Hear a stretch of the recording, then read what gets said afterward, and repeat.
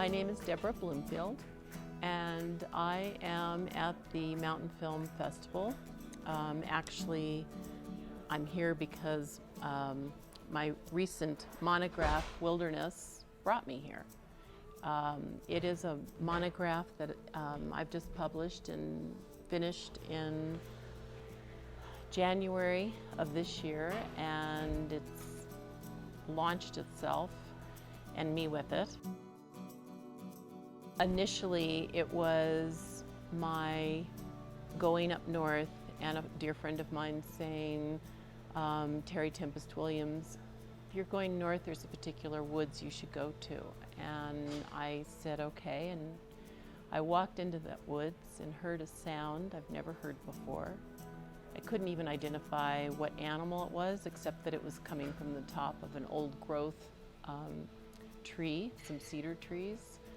And so when I finally saw this black bird take off, I realized it was a raven.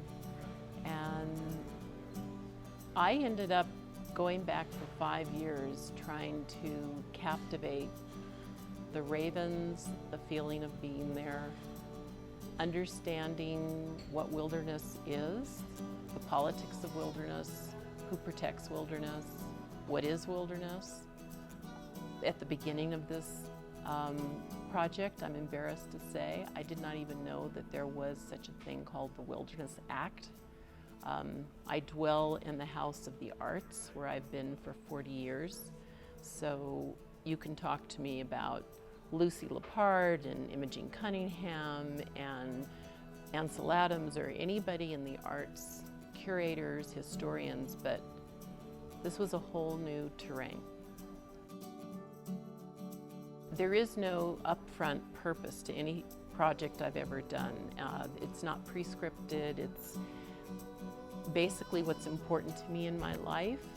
I end up, and I always tell this to students because I've been teaching for some 30 years now, that what's going on inside of you and what's important to you, if you just honor that, pay attention to that, you'll know what you want to be working with, whether you're a writer, a filmmaker, a musician, photographer. And my last project, I sat by the water still, observing the ocean for 7 years and contemplating memory and life. And I knew I wanted to get back in the landscape. So with this body of work, when I started moving through it, I was just sort of alive, on fire, didn't really know the terrain, completely new to me and exciting, and I just decided to do what I always do, just keep moving through it, go north, go south, go east, go by water, go by foot, just move through it and sort of harvest images and sound. I think for the now, what I'm seeing is actually very exciting. That to start with, I'm here at the Mountain Film Festival, not because of me as a photographer, but because of a body of work that I did that was relevant to the title of the symposium. And as a photographer, I have shows that have been scheduled, exhibitions at museums, and what I've allowed myself to do is talk to curators and say, I'm going to be showing this work, but I want to bring in the Wildlife Coalition from Arizona to be present at the Phoenix Art Museum or at the Etherton Gallery.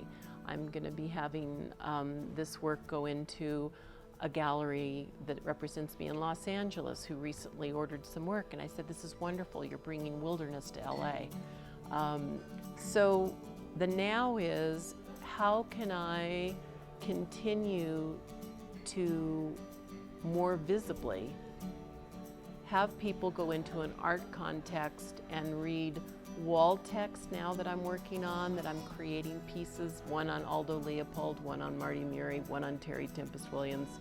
I teach a class now called Environmental Photography, where my art students are walking around carrying books, Edward Abbey under their arm, Rachel Carson under their arm, Aldo Leopold. These are people that walk around and used to carry Ansel Adams. And it's very, I guess it's a cross-pollination. And for me, who I'm 62, and I love what I do, and I teach, this is very fulfilling, that this work has a mission, can be in service, isn't just art for the art world. For me, that was not enough anymore.